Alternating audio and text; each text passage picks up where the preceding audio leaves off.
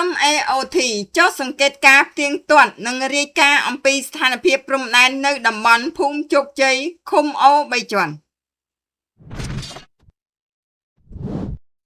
លោកជំទាវឧត្តមសេនីយ៍ឯកម៉ាលីសុជាតាអ្នកនាំពាក្យក្រសួងការពារជាតិនៃព្រះរាជាណាចក្រកម្ពុជាសូមជម្រាបជូនសាធារណជនអ្នកសារព័ត៌មានជាតិនិងអន្តរជាតិជ្រាបថានៅព្រឹកថ្ងៃអាទិត្យទី17ខែឧសភាឆ្នាំ2026វេលាម៉ោង 11:00 នាទីក្រុមអ្នកសម្របសម្រួល CLG នៃព្រះរាជាណាចក្រកម្ពុជាបានសម្របសម្រួលជូនក្រុមអ្នកសង្កេតការណ៍អាស៊ាន AOT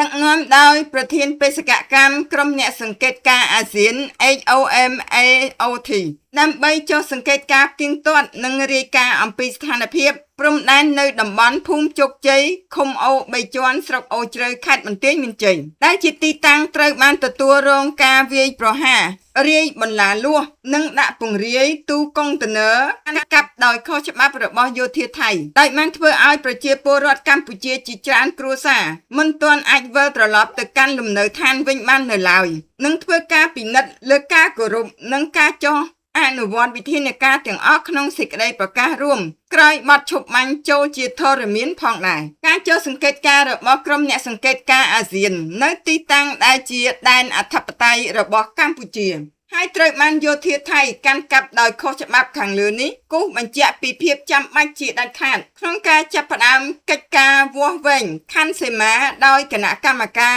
ចម្រុះខណ្ឌសីមាព្រំដែនគោក GBC កម្ពុជាថៃឲ្យបានឆាប់បំផុតស្របតាមកិច្ចព្រមព្រៀងដែលមានស្រាប់ដោយមានចែងនៅក្នុងចំណុចទី3នៃសេចក្តីប្រកាសរួមនៃកិច្ចប្រជុំពិសេសលើកទី3នៃគណៈកម្មការធិការព្រំដែនទូទៅកម្ពុជាថៃ GBC ថ្ងៃទី27ខែធ្នូឆ្នាំ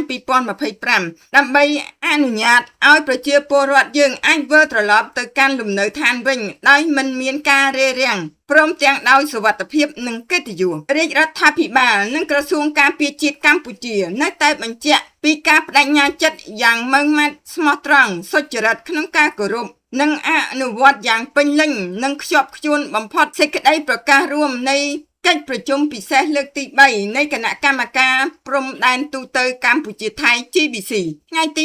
27ខែធ្នូឆ្នាំ2025សេចក្តីថ្លែងការណ៍រួមស្តីពីកិច្ចព្រមព្រៀងសន្តិភាពរវាងកម្ពុជានិងថៃថ្ងៃទី26ខែតុលាឆ្នាំ2025និងកិច្ចព្រមព្រៀងពាក់ព័ន្ធផ្សេងទៀតដើម្បីឆ្ពោះទៅការធ្វើឲ្យប្រសើរឡើងវិញឆាប់រហ័សនិងការវិលត្រឡប់ទៅរកប្រក្រតីភាពនិរន្តរភាពនិងស្ថិរភាពយូរអង្វែងអាស្រ័យដូចបានជម្រាបជូនខាងលើសូមសាធារណជនអ្នកសារព័ត៌មានជាតិនិងអន្តរជាតិជ្រាបជាព័ត៌មាន